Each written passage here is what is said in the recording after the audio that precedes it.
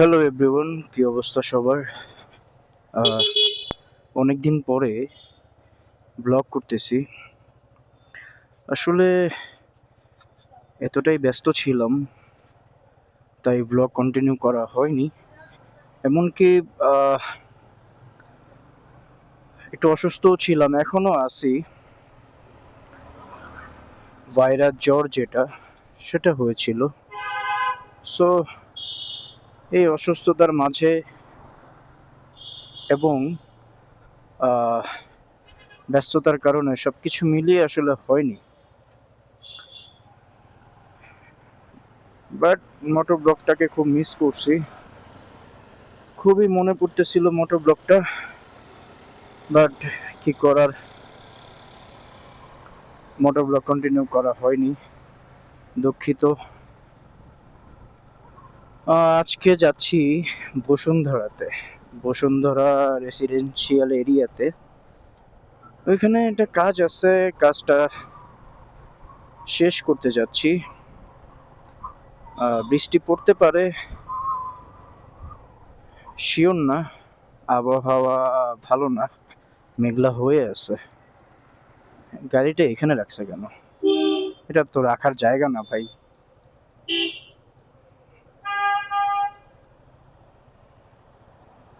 কই থেকে যে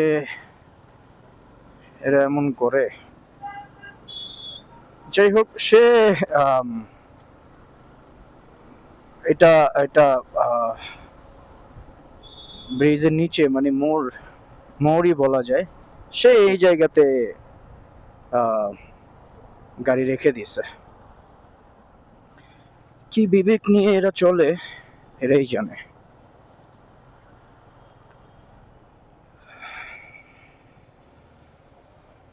আর হচ্ছে,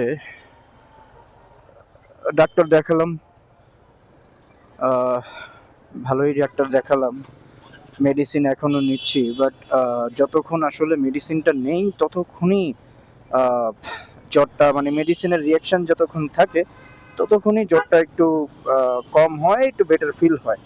বাট মেডিসিনের আসলে অ্যাকশন তো বেশিক্ষণ থাকবে না, 3-4 ঘন্টা। এরপরে তো আবার শুরু হয়ে যায়, তখন আবার জ্বর জ্বর জ্বর ভাব লাগে, তখন আবার বডি পেইন শুরু হয়।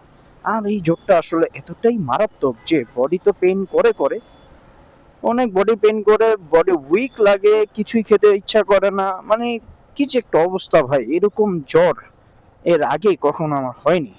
এই ফার্স্ট এরকম এক্সপিরিয়েন্স করলাম যে আসলে জ্বর হলে এরকম হয়। এর আগেও জ্বর হয়েছে, দ্যাটস নট ব্যাড আসলে। অসুস্থতা, এটাও এটাও রিজিকেই থাকে ভাই। সারা জীবন সুস্থ থাকবো ব্যাপারটা এরকম না। বাট এরকম জ্বর হওয়া, এটা আমি ফার্স্ট, এটা আমার এক্সপিরিয়েন্স। জানি না অন্য কিছু হয়েছে কিনা, বাট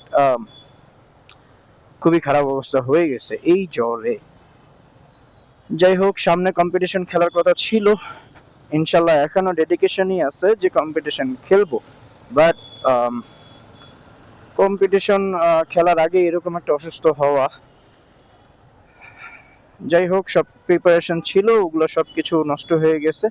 আবার ইচ্ছা আছে যে আবার সুন্দর করে নতুন করে স্টার্ট করব। এখন দেখা যাক আসলে। আর আমি গুলশান 2 হয়ে, এম্বাসির সামনে হয়ে দেন বসুন্ধরায় যাই, কারণ আমার কাছে এই রাস্তাটা একটু জ্যাম ফ্রি মনে হয়। কজ জ্যাম যে থাকে না এই রোডে, ব্যাপারটা তা না, জ্যাম থাকে। বাট আমার কাছে মনে হয় যে এই রাস্তাটা অন্য অন্য রাস্তা, যেমন বাড্ডার রাস্তাটা, যেটা যেটা দিয়ে যমুনার সামনে বা নতুন বাজার হয়ে বসুন্ধরায় যাওয়া যায়, ওই রাস্তাটা আমার কাছে একটু ক্রাউড মনে হয়। আর বাস থাকে, দ্যাটস ওয়াই। আর বাসগুলো সাইড দেয় না, মাঝখানে মাঝখানে দাঁড়ায় এরা যাত্রী উঠায়, দ্যাটস ওয়াই আরো জ্যাম লেগে থাকে। এর জন্য আমার কাছে মনে হয় যে ওইটার তুলনায় এটা একটু বেটার, এতটা জ্যাম লাগে না। তারপর আবার গুলশান রোডে একটু ধুলাবালিও কম, যদিও অসুস্থ আমি, সো ধুলাবালি একটু কম, এটাই বেটার আমার জন্য। এর জন্য এই রাস্তাটাই আপাতত ফলো করি বসুন্ধরা যাওয়ার ক্ষেত্রে। বিশাল বড় একটা সিগন্যালের পর এখন আবার গুলশান 1 পার হচ্ছি। এখন গুলশান 2-এ যাব, গুলশান 2 হয়ে এমবাসি হয়ে দেন নতুন বাজার থেকে দেন ইউটার্ন নিয়ে অ্যাপোলো গেট হয়ে বসুন্ধরায় যাব। আর হচ্ছে আজকে চিন্তা করতেছি যদি বৃষ্টি পড়ে যায় একটা হ্যাসেলের মধ্যে পড়বো। একটা কথা আসলে বলতে চাই, সেটা হচ্ছে আমাদের বাংলাদেশে ম্যাক্সিমাম বাইকাররাই মনে করে যে বাইক থাকা মানেই সে একবারে বিশ্ব জয় করে ফেলছে। এই যে সিএনজিটা কেন ভাই এমন কেন করতেছেন ভাই? ইন্ডিকেটর নাই, কিচ্ছু না,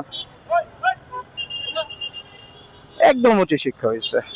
সে বামে দাঁড়াবে, সার্জেন্ট বলতেছে "এই বুড়া ঠিকই আছে, একদম উচ্চ শিক্ষা, এটা দাঁড়ানোর জায়গা ভাই"। সে বামে চাপতেছে, বামে তার কোনো ইন্ডিকেটর নেই, কিচ্ছু না, সে বামে চাপতেছে, কোনো সিগন্যাল নেই, বামে চাপতেছে। এটা হইলো ভাই? আমি কেমনে বুঝবো যে সে বামেই যাবে? তার জন্য আমি দাঁড়ায় আছি ওয়েট করতে।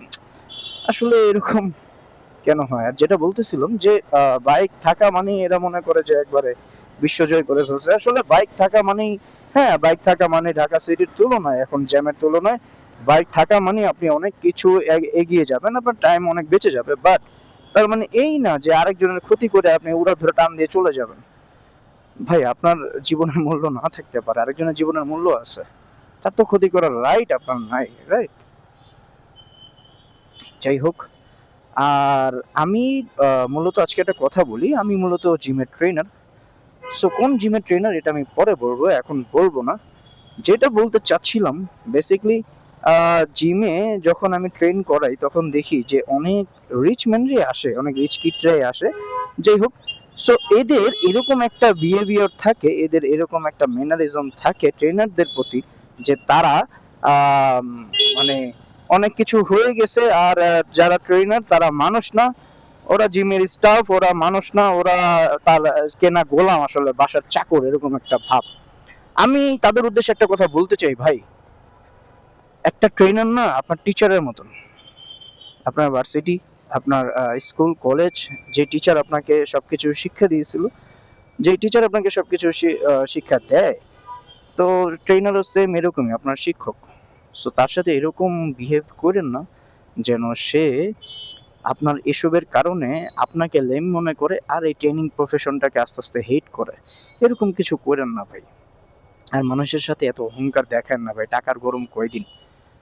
বিগত এর আগেও দেখছেন যে যারা অহংকার করছে, যারা ক্ষমতার বড়াই দেখাইছে, তারা কিন্তু নাই ভাই, তারাও থাকবেন, আপনিও থাকবেন না, বিশ্বাস করেন। আপনি আজকে টাকার গরম দেখাবেন, ক্ষমতা দেখাবেন, আপনার মানুষকে মানুষ মনে করবেন না, আপনিও থাকবেন না, আমিও থাকবো না। আমি যে আপনার এগুলো সহ্য করতেছি ভাই, আমিও থাকবো না, কেউই থাকবো না ভাই। তো এই যে গরম দেখায়, এই যে মানুষের বদদোয়া নিয়ে ভাই, মানুষের মনে কষ্ট দিয়ে কতদিন ভাই আর কি নিয়ে যাবেন? এগুলো নিয়ে যাবেন? এগুলো যাবে আপনার সাথে? এই যে অহংকার দেখাবেন, এই যে টাকার গরম দেখাবেন মানুষকে, ট্রেনারকে ট্রেনার মনে করবেন না, এগুলো আপনার সাথে যাবে? এই অহংকার টাকা পয়সা কিছুই যাবে না ভাই। মানুষ আসলে আমরা নামেই মানুষ, কাজে আসলে কয়জন মানুষ? মানুষ হয়ে মানুষের সাথে ভাই মানুষের মতন ব্যবহার করেন। এরকম কিছু করেন না যেন আপনার বংশ পরিচয় সে বুঝতে পারে। যাই হোক, একটু বেশি জ্ঞান দিয়ে ফেললাম। আর যেটা একটা ব্যাপার হচ্ছে, আমি কয়দিন ধরে খুব বেশি ট্যুরে যাওয়ার জন্য বেশি মনটা টানতেছে। সো ইচ্ছা আছে, এখনো আমি প্রপারলি শিওর হই নাই, বাট 80% শিওর যে কক্সবাজার যাব, তাও আবার ভালোবাসার বাইকটার সাথে। এখন ইচ্ছা আছে নেক্সট মান্থে, এই মান্থ তো অলমোস্ট শেষ। সো ইচ্ছা আছে যে নেক্সট মান্থে বাইক দিয়ে কক্সবাজার যাব। আপাতত প্ল্যান হচ্ছে একাই যাব, এখন বাকিটা বলতে পারি না। যদি কোনো পার্টনার হয় বা পার্টনার যায় তো যাবে, বাট আপাতত ইচ্ছা আছে যে একাই যাওয়ার। এখন দেখা যাক কতটুকু হয়।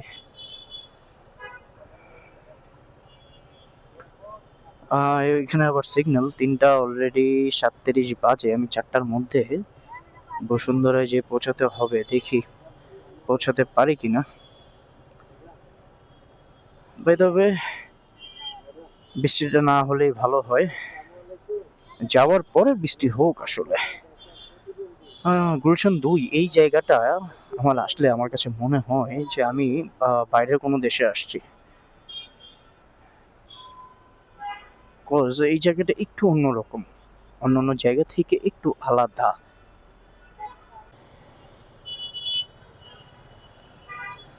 সিগন্যালটা ছেড়ে দিল, এখন ডানে যাব আমি, ডান হয়ে এম্বাসির সামনে হয়ে দেন নতুন বাজার যাব। আর হচ্ছে রাস্তায় মোটামুটি জ্যামই পাইলাম, খারাপ না, একেবারে খারাপ জ্যাম না।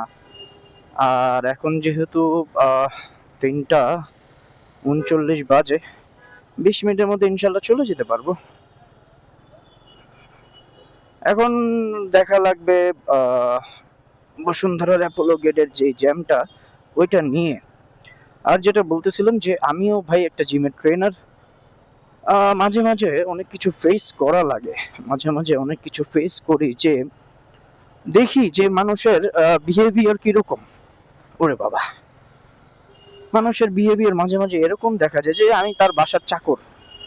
ভাই এরকম কেন? আচ্ছা, সম্মান কি দিতে পারেন না? একজন ট্রেনার ভাই আমি, মানে সম্মান আসলে আপনি সম্মান দিবেন তো সম্মান পাবেন। হ্যাঁ, হতে পারে আপনার অনেক টাকা, হতে পারে ভাই আপনার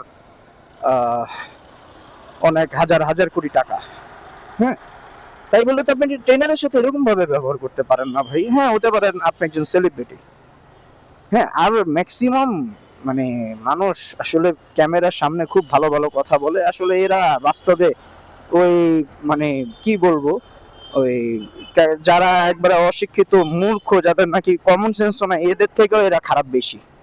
হ্যাঁ, ক্যামেরার সামনে এসে বড় বড় কথা বলে। অনেক সেলিব্রিটি অনেককে দেখি তো, সো এদেরকে দেখে আর কি বুঝে গেছি ব্যাপারটা, ক্যামেরার সামনে এরা বড় বড় কথা বলতে পারে। যাই হোক, এই আমি কোন জিমে ট্রেনার, কোন জিমে এখন ট্রেন করাচ্ছি, এগুলো নিয়ে আরেকদিন কথা বলবো। আপাতত ব্যাপারটা এখানে স্কিপ থাক। আর খুব ওয়েট করতেছি আসলে ওই দিনটার, যে কবে আসলে কক্সবাজার যাব। আসলে বাইক দিয়ে এখনো কক্সবাজার যাওয়া হয়নি, সো ইচ্ছা আছে কক্সবাজার যাওয়ার বাইক দিয়ে। এখন নেক্সট মান্থে, এই মান্থে যেতাম, বাট এই মান্থে অসুস্থ, এখনো রিকভার করতে পারিনি। এখন দেখা যাক, নেক্সট মান্থে ইনশাল্লাহ আল্লাহ বাঁচিয়ে রাখলে যাব। কি ভাই, আসলে না তো চাপায়া, তারপর আবার এমন করেন। আরে একজন মানে যায়ও না, আস্তে আস্তে যায়, সাইডও দেয় না, মানে মজা। এই মনে করতেছে এই একাই বাইক চালায়, আর মানুষ আমরা এমনি ঘুরতে আসছি। খুব মজা জীবনটা, অনেক আনন্দের জীবন। মানে যায়ও না, সাইডও দেয় না, কি একটা অবস্থা। আর এই একজন আমাকে চাপায় দিয়ে আবার সেই আবার লাগায় থাকে। এই যে জিক্সারটা, মানে সে মানে চাপায় দিয়া সে আবার আমার দিকে তাকায় রয়েছে। মানে মানুষ এরকম কেন ভাই? মানুষ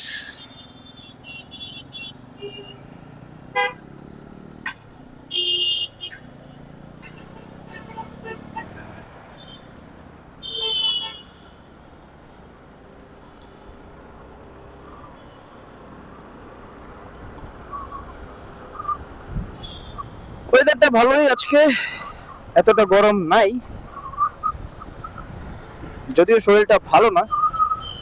সুস্থ থাকলে আরো বেশি ব্লগ করে আরো বেশি মজা পেতাম। আসলে এই অসুস্থতার কারণে ঈদের পরে লাস্ট ব্লগ আমি দিয়েছিলাম ঈদের পরে যে চাঁদপুর গেলাম, ওইটাই ছিল আমার লাস্ট ব্লগ। এর পরে আর ব্লগ দেওয়া হয়নি, কজ আমি কোনোভাবেই সবকিছু ওকে হচ্ছে না আসলে।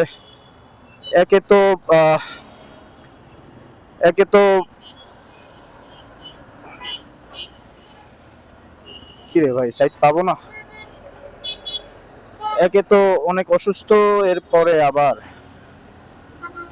আবার ব্যস্ত ছিলাম অনেক। ঈদের পরে আসলে একটু বেশি ব্যস্ত ছিলাম।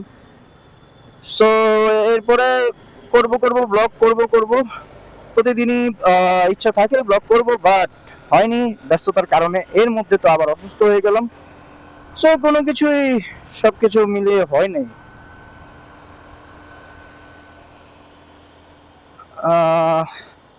অ্যাপোলো গেট মনে হয় আজকে জ্যাম হবে, তারপরে যে দেখা যাক।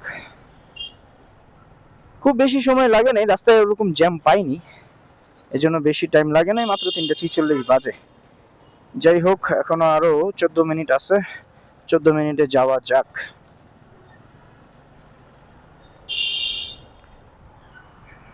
আচ্ছা, আমার মাঝে মাঝে এরকম প্রশ্ন জাগে, এই যে গাড়ির শোরুম গুলো যে এখানে, এদের মানে আমি অনেকদিন ধরে এখানে যাওয়া আসা করি, আসলে আমার সামনে কোনো গাড়ি সেল হয়ে বের হয় নাই। আসলে আমার না মাঝে মাঝে এখান দিয়ে যখন যাই, তখন মাঝে মাঝে প্রশ্ন জাগে মনের মধ্যে যে আসলে গাড়িগুলো কি সেল হয়।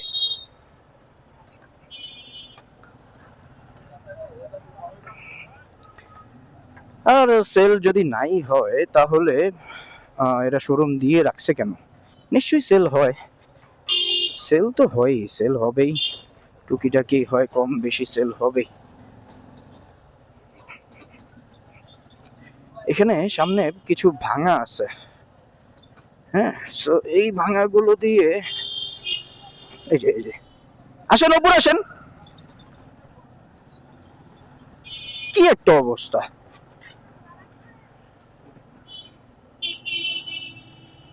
দেখতেছে গাড়ি আসতেছে, তারপরে সে দিক দিয়ে যাবে, তাও বামে যাবে না। আমি যদি স্লো না করতাম বা না থামাতাম, তার সাথে ক্ল্যাশ হয়ে যেত।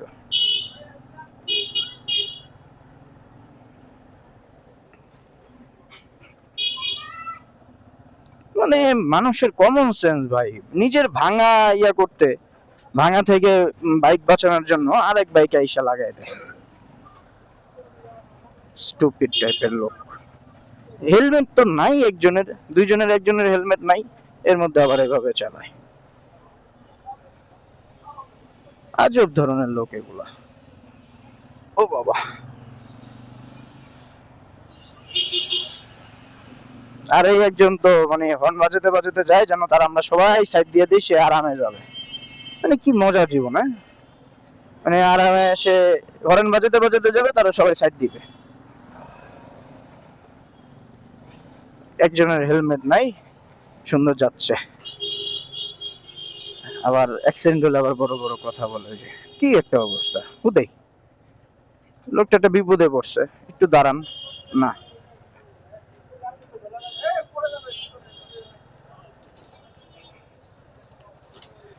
উফ, মানুষের এত অধৈর্য, কি করবে? মানে এটা কি চান্দের দেশে যাবে? এরা মনে হয় এত তাড়াতাড়ি করে যে মনে হয় চান্দের দেশে যাবে, বা এটা চান্দের দেশে বিমান ছেড়ে দিতেছে, তাড়াতাড়ি যাও চান্দের দেশে যাও। ঢুকে গেলাম অ্যাপোলো গেট হয়ে বসুন্ধরার ভিতরে। এখন যাব 17 নম্বর রোড, আই ব্লক।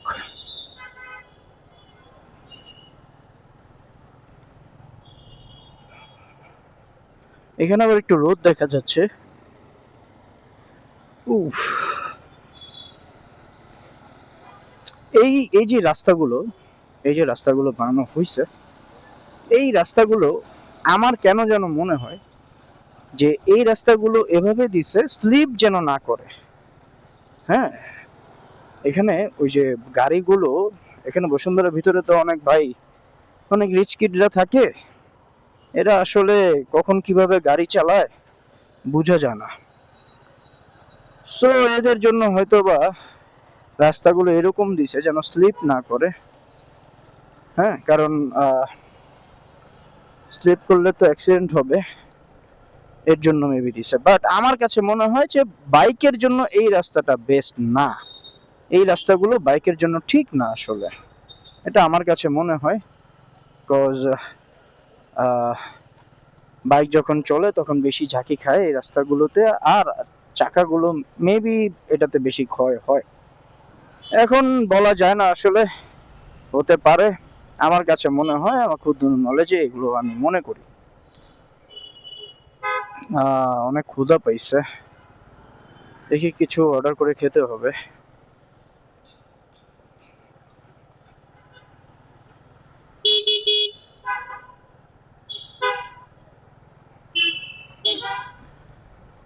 বসুন্ধরার এই রাস্তাগুলো ভালোই লাগে, কিন্তু যখন জ্যাম লাগে, মানে পুরা রোড জ্যাম হয়ে থাকে। তখন আর পিছিয়ে যাওয়ার কোনো রাস্তা থাকে না, সামনে যাওয়ার রাস্তা থাকে না, শুধু দাঁড়ায় থাকা ছাড়া। দাঁড়াই থাকতে হয়।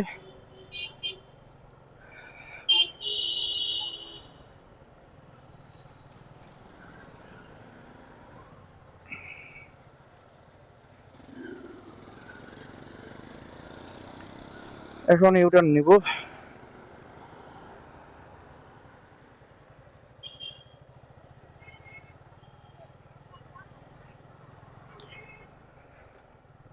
এটা সামনে বসুন্ধরার চেয়ারম্যানের বাড়ি, ওনার বাড়ি।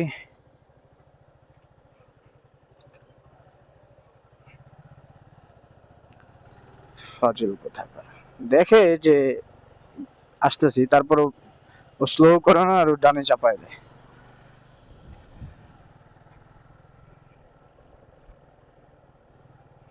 আহা, এখানে ধুলা চোখে যাচ্ছে। কয়দিন আগে এই ধুলা যেতে যেতে চোখে প্রবলেম হয়েছিল, এখন এই ধুলা আবার যাচ্ছে চোখে। কত জায়গা খালি, কি সুন্দর খালি পড়ে আছে কত জায়গা।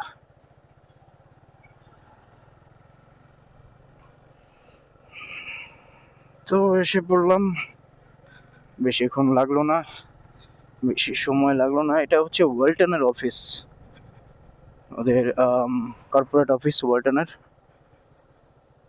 দেখি মাঝে মাঝে।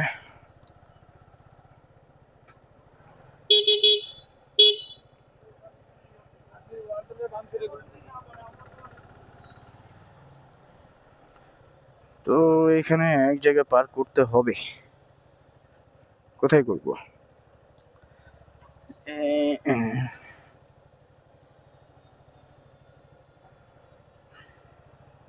এইখানে করি, আর কি করার। ওকে, তো আজকের মতন এখানেই শেষ। আবার অন্য কোনো ব্লগে আবার দেখা হচ্ছে, আবার কথা হবে। Take care, bye by.